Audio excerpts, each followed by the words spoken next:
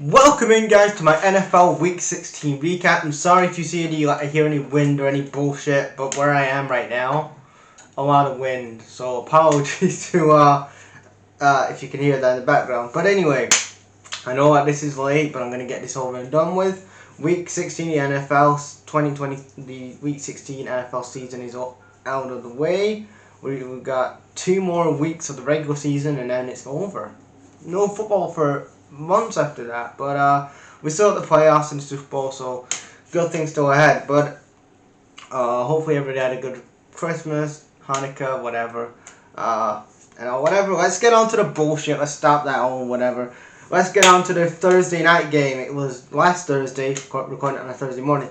Saturday, we got the New Orleans Saints were on the road to the Los Angeles Rams. Going into this game, the Saints were 7-7, and the Rams were 7-7.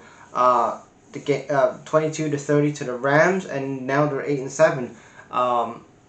Again, good win for the Rams. Again, I look at the Saints. Is Dennis Allen the right guy to really? He isn't really the guy, Dennis Allen, to get this team, to get the Saints team back to where they used to be. And again, Derek Carr. I'm not again that Derek Carr trade to me. Not Derek. Yeah, you have Derek Carr and shit. Like, just didn't go well, in my opinion. Yeah, but 22-30 to the Saints. Then we had the Bills versus the Chargers. Brandon Staley is now gone, and then the Chargers know to play football now. It's like, shit, we actually know what the fuck we're doing now. Brandon Staley's gone. The Bills were going into this game were 8-6. Chargers were 5-9. Bills win 24-22. Close game, but the Bills got the job done, and 24-22. Then we go to Seattle versus the Titans.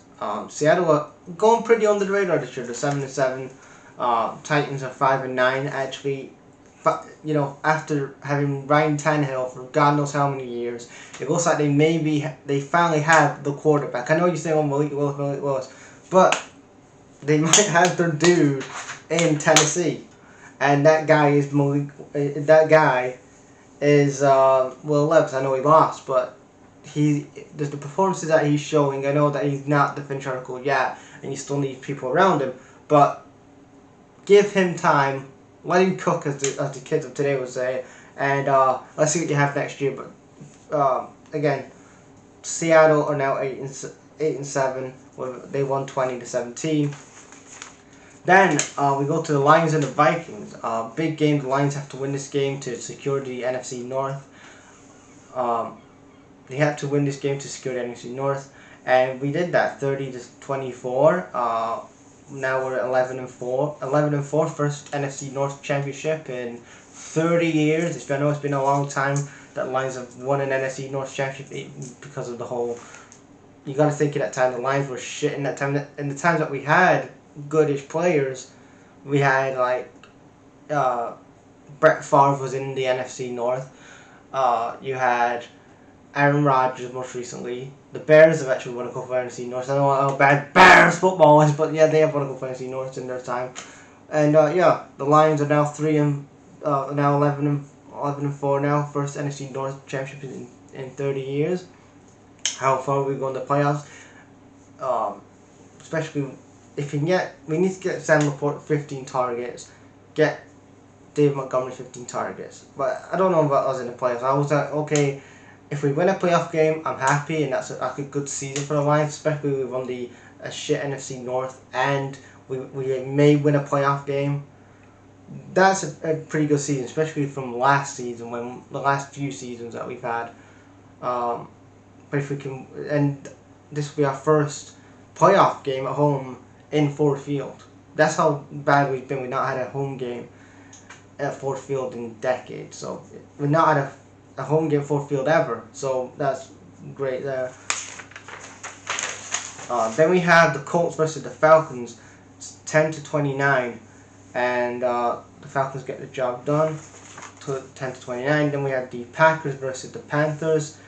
Again, a lot of people think in the draft, the one thing in the draft, you've always got to remember, the first overall pick is not necessarily the guy that's going to change your franchise. And I think the Carolina Panthers have actually woke up to that decision now because they fired Frank Reich a month ago.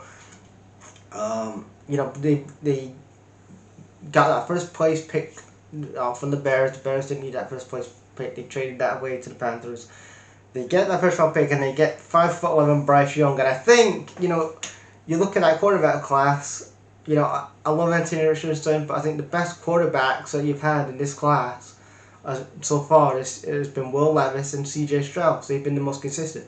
I love Anthony Richardson. I think Anthony Richardson, out of all of the quarterbacks this year in this class, has a bigger ceiling than all of them. But I just feel with him, he's had quite a few concussions in his early NFL career. I think he needs to really work on protecting himself in the NFL. And stuff like that. But he has a good ceiling. He has an amazing ceiling. Anthony Richardson does as well. But Bryce Young, 5'11", he isn't really.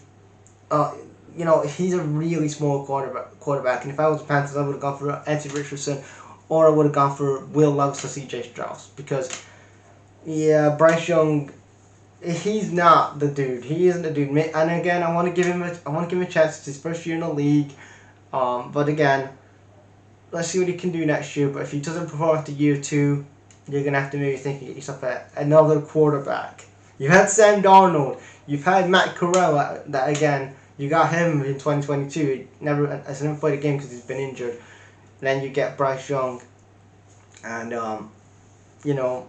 shit happens and it didn't work out. 37-30 to the 33-30 to the Packers. They went. Then we have the Browns versus the Texans. Again, I'm really impressed with the Texans this year. They looks like they've got themselves a quarterback that knows what the fuck they're doing, and C.J. Stroud. They have a head coach in DeMeco Ryan as well, that knows what he's doing as well. I like that they finally got the head coach. They got the head coach position right, and they actually have a quarterback that knows what the fuck he's doing here. 36-27. I know the Browns won this game, but again, I'm really impressed that you look at the Texans last year. It was like 2-13 or whatever they were last year. This year they're 8-6. They're a really good, playoff contending team this year. Then we have the Commanders versus the Jets. 28-30. The Jets get the job done. At home in New York. Then we have the Jags versus the Bucks, 12-30, and it looks like the Buccaneers have changed their fortunes in recent years and got their shit together. We'll win over the Jags.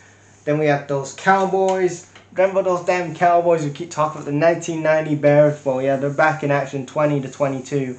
The Dolphins got a big home win against the Cowboys.